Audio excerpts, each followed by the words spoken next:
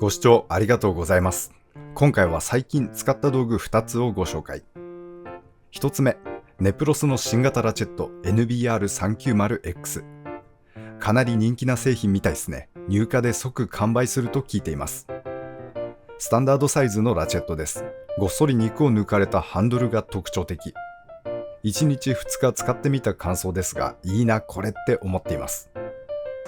ヘッドを持って振った時のバランスが秀逸です。頭重心のグリップ側は軽めなのでちゃっちゃと振りやすく。比較としてこれ、ドイツのマタドールというブランドのラチェット。デザインは全然好みじゃないんですけど、大きなヘッドと小さなハンドルからのバランスが良くて使い続けているアイテムなのですが、ネプロスの 390X はヘッドが小さいのにこれに次ぐバランスの良さって感じてます。もう一つのネプロス 390A を使った時にはなかった感触っすね。390A は順当進化という感じでしたが、こちらの X は次世代という感じ。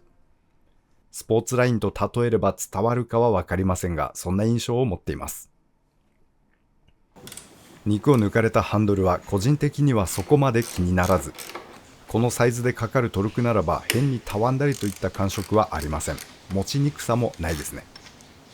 ただ、お尻後端部分の穴にたまに小指が入ってしまいまして、その時爪が引っかかってしまうことがあります。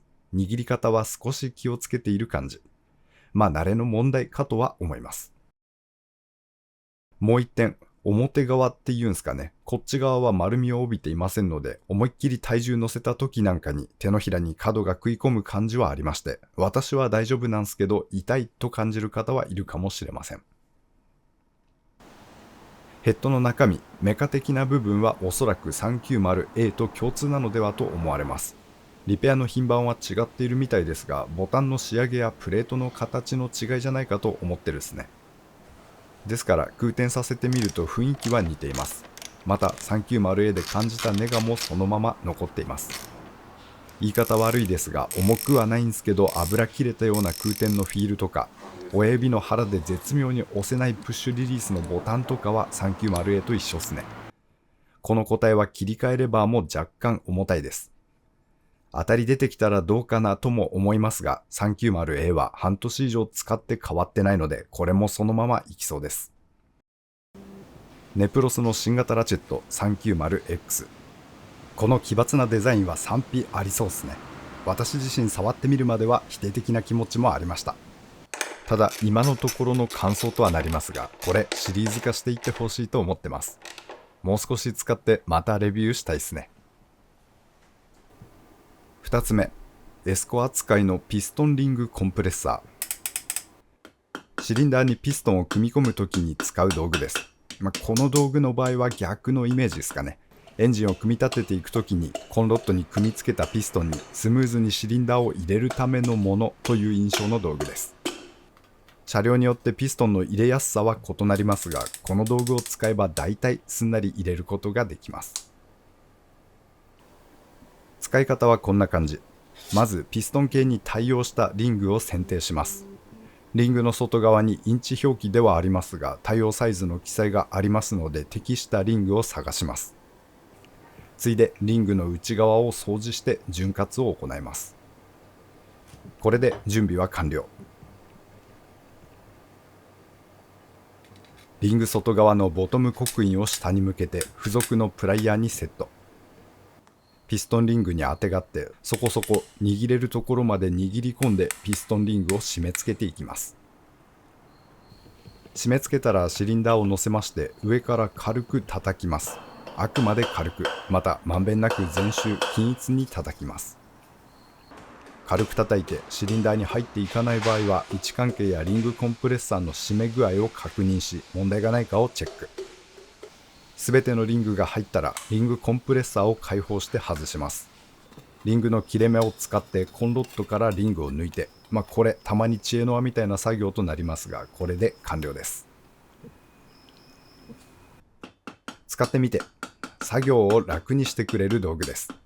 プライヤーのロック機構のおかげで両手が開くのがいいですね。ピストンに傷を入れる心配が少ないというのも良い部分に感じています。超力ガチガチなピストンリングを作業に慣れないうちはマイナスドライバーで無理やり力で入れようとしてガリッとやったりもしますので、スマートに入れることができるというのもこの道具のメリットに感じています。ただ私の場合はですが、これ使ったからといって作業が速くなる印象はありません。あくまで正確に作業ができるようになるというイメージ。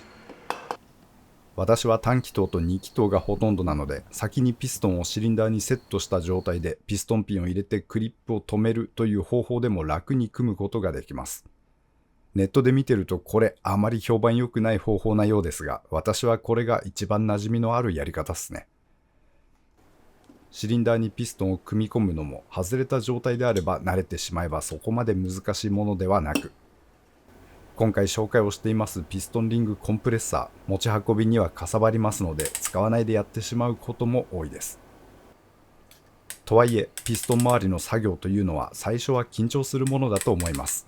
作業に慣れないうちこそこのリングコンプレッサーおすすめしたい道具です。単純な良い道具だと思っています。不満としては作りがあまり綺麗ではありません。このクオリティは値段に見合わないと感じます。SST なので仕方ない部分だとは思うのですが、作りはちょいと雑いです。プライヤーはお世辞にも良い仕上がりとは思えないですし、肝心のリングはヘリにバリがあったり、裏面、ピストンリングと触れる面がデコボコしていたりと、パッと見で満足感を得る道具ではないです。作業は問題なくこなせますし、機能としては素晴らしいと思いますが、もうちょっとかっこよくてスマートな道具になってほしいと感じています。また収納用のケースがないというのも残念なポイント。適当に保管してリング曲げたらまずいですし、使い終わったら防水目的で油塗りますので保管場所には気を使います。専用のケースがあった方が良いでしょう。アメリカのパワービルドやアレスからも似た製品が出てまして、そちらは樹脂のケースがついてきます。どちらも写真でしか見たことはありませんが、紹介していますこれと同等かそれ以上な質感を感じます。パワービルドは同じ製造元かな。アレスはちょっとスタイリッシュな感じ。為替を考えると同じくらいの価格帯ですから、海外からの購入に抵抗がなければそちらも検討されてみてください。